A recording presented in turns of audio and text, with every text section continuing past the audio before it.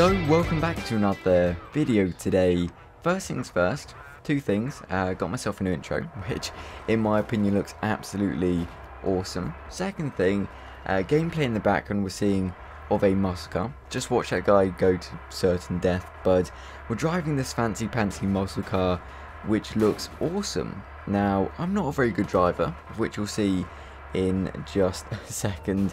Definitely not paying the insurance bill for that one, but the cars in Battlefield Hardline, well, the vehicles I will talk about very shortly, but I thought we'd kick off this video with a very interesting news story. Now, EA, being a substantial company, they're always renowned for their money grabbing needs, and I think this story will not disappoint, because there was a news story basically saying we want to make Battlefield games better. So how will they do that, you ask? Well, basically what they're doing is early access thing to the game, so you can jump in early and test the game just like a beta. Well, actually that's what the beta is for, surely, to test the game and then send your feedback saying this is bad, this doesn't work, so they can fix it for full release. So basically, instead of the beta, or maybe with the beta, they're adding a early access thing so you can jump in, test the game,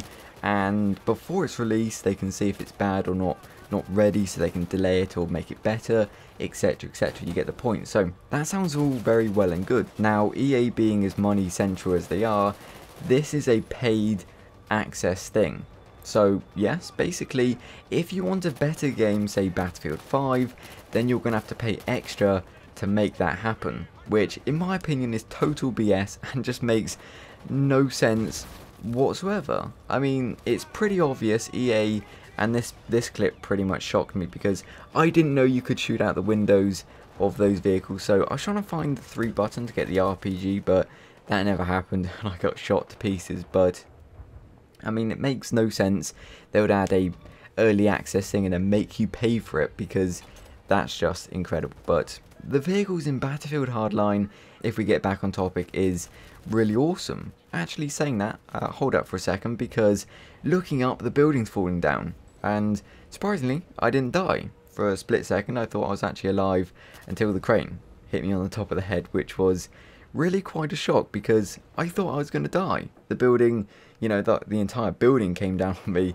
and instead just the crane just gives me a lucky tap on the top of the head and I drop like a sack of spuds. But the vehicles in Battlefield Hardline now, they are very different to what we've seen in Battlefield 4, because in Battlefield 4 you would see tanks, LAVs, APCs, vehicles, you know, you'd see in a natural war situation, attack helicopters, transport helicopters, jeeps, dirt bikes, that kind of stuff. Now, of course, Hardline doesn't have any of that crazy stuff. They have muscle cars, police cruisers, motorcycles. They do have helicopters. They have transport helicopters, little birds, that kind of stuff. So it is very interesting what type of vehicles they've added into the game, because they are a lot of fun. Now, the muscle car you saw me using at the very beginning, I noticed one thing that really just kind of stood out to me. Of course, it was the pink little dials on the gauges on the dashboard. Now, even though it's not really something you should really pick up on, but I thought it was quite awesome because it's the attention to detail, those little things that just make the game really awesome. I'm not saying Battlefield 4 doesn't have any of those things, but Battlefield Hardline just seemed to have more creative and little things you would notice in the game, which is really cool. But of course, when the full game does release, you can see more variations on the helicopters, the vehicles, in the way of also planes. Now, we're not going to see attack planes such as the A-10 Warthog or the F-35 stealth jet, but there will be planes. Of what nature, I don't really know. Now, this bit in the gameplay, how can you arrest the police? How does a robber arrest a policeman? I have literally no idea, but this game is awesome. There has been quite a lot of talk about this game should really been a glorified Battlefield 4 DLC, and in some respects I totally agree. I think it probably should have been, because Battlefield Hardline, truth to be told, it's not really all that different RPG. It's not all that different from Battlefield 4. bit. I mean, the UI is basically the same. The weapons are more or less the same.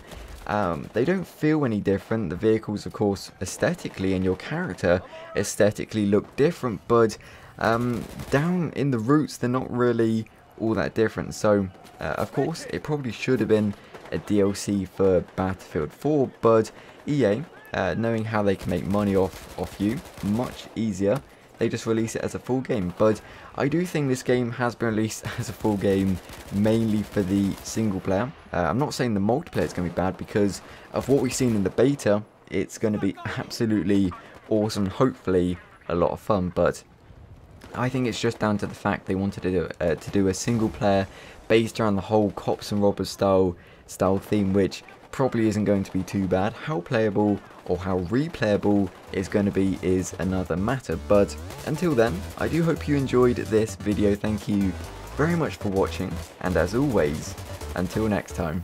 For the very first time, we're going to start off with some sawn-off shotgun gameplay in the background, because we are playing Battlefield Hardline the beta, which that is